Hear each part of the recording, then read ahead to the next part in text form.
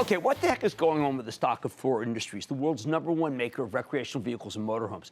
2 months ago, the stock was flying high in the 150s, up nearly threefold from where it had been trading at the beginning of 2016. Since then, thanks to the big market-wide sell-off, Thor's been slammed down to $120 as of today.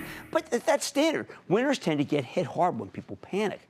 But what does have me concerned here a little bit more than usual is that last night Thor reported yet another fabulous quarter. Its 11-cent earnings beat off of a $1.81 basis, higher than expected sales, up 24% year over year. What happens? Despite drawing tons of praise from the analyst community, stock actually went down today, falling 1.65% after being up gigantically. Now, you can say this is just profit taking, but when you deliver a good quarter and your stock goes down, we got to check it out. You have to wonder whether something else is going on. Why is it behaving like this? So to clear things up, let's check in with Bob Martin. He's the president and CEO of Thor Industries. Hear more about the quarter and where his company's headed. Mr. Martin, welcome back to Mad Money. Good to see you, sir. Have a seat. Thank you. Great to see you in person, Bob. Thank you. Great to be here. All right. Now, people have to understand that you do a warts and all Q&A of yourself, basically. Yes. And in it, what you did was you talked about an outlook, and the first thing you said was tight labor market in Northern Indiana, some inflationary price increases, raw materials, tougher year-over-year compares in the second half of the fiscal 2018. You kind of killed your stock. You know that with your own comments. Fair trade-off between like 50 pages of good? With that, the second half of the year is typically our tougher half. And if you remember last year when I was on, it's the same quarter. Right. We don't run quarter to quarter. We run the company for the year, for the long term. And so with some of that commentary, it is real that it's just going to be a little bit tougher. Okay. So we want to be honest with everybody and get that out there. Are you hurt by what the president did today with tariffs? You know, for us, we've tried to analyze what it is. Right. We don't buy much raw steel or some raw aluminum, but most of it comes domestically. Right. So it will be minimal for us. And I just watched it in your green room, the changes that they made. So Right. it looks like they're a little bit softer. So we see a minimal effect. Well, I've got a theory, okay? I've been doing work on where's the tightest labor markets in the country. It's Indiana and Northern Indiana, and that's where you assemble. Yes. Was that just luck of the draw? It's where the RV industry was born. It was born from manufactured housing, recreational vehicle companies, and all of our vendors, most are structured right there in Northern Indiana. So we get a great freight rate, and we get just-in-time delivery. So for us, we open a plant. It makes sense to be close to there. We have started spreading out into other areas of the county and into LaGrange County. And we are also expanding in Idaho. And also we announced a major expansion for the iconic Airstream in Jackson Center, Ohio, where labor is definitely nowhere near what we have in Indiana. Okay, good. I'm glad you said that because I hate to think that you're just totally hostage. You're clearly not. Let's talk about the good stuff.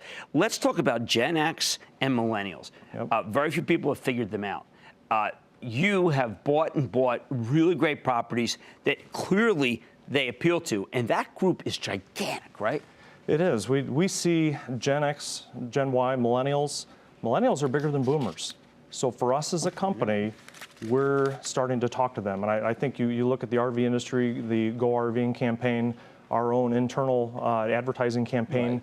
We're gearing it to that younger buyer, and it really resonates in what we're building. Small travel trailers, Right. small motorhomes that are very affordable for younger folks. And so, you know, RVing is all about the experience. Well, I'm glad you mentioned because I think people are tired thinking, okay, Harley's slowed down because they've got that kind of millennial, non-millennial, okay, non-millennial. Right. They got baby boom, and so therefore Thor must be. But the makeup of who's buying is the exact opposite.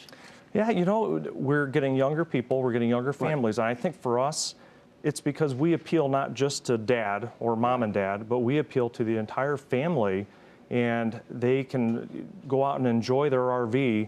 It can be 10 miles away, it can be 1,000 miles away. Right. They can use it 5-6 times a year. It's still a very affordable way to go camp and to have a vacation, and it can be different every weekend. And you know, you've said it. It's all about Instagrammable experience. Well, I think that's because my daughter's a camper, and she's taught me this. What you do, also, the higher level that you get these, that she says, you know, it's kind of anecdotal, but the nicer these campgrounds are.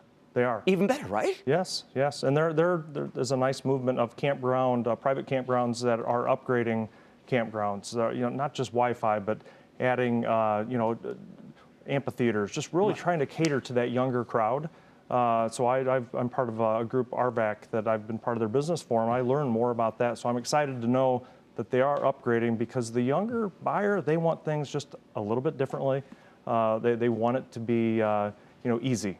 Well, but, look, if you hadn't put in those lines, I think the stock was up very big until people saw what you had to say, because you are self-effacing and you're honest, but the good guys win. Thor's a good stock. That's Bob Martin, Thor Industries president and CEO. Look, we've had this thing going all the way, and we're not getting off this one. Mad Money's back after the break. Booyah! Jim Cramer here from Mad Money. Thanks for watching CNBC on YouTube. Click here to subscribe and get the jump on my exclusives with CEOs, plus market news, investing advice, and a whole lot more.